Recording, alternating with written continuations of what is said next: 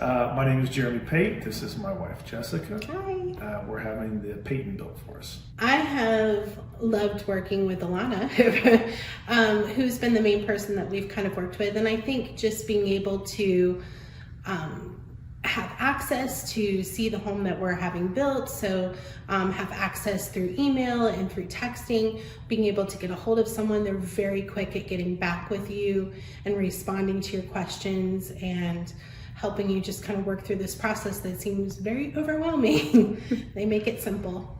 We've actually looked at a lot of different builders just in the area, and Shaw Homes for us was the best deal for the product that you're getting. So we loved some of the things that they included in the base model, or the base of what they offered you for the home for the price. It seemed really great with that. Plus, they were building in a neighborhood that was very desirable to us.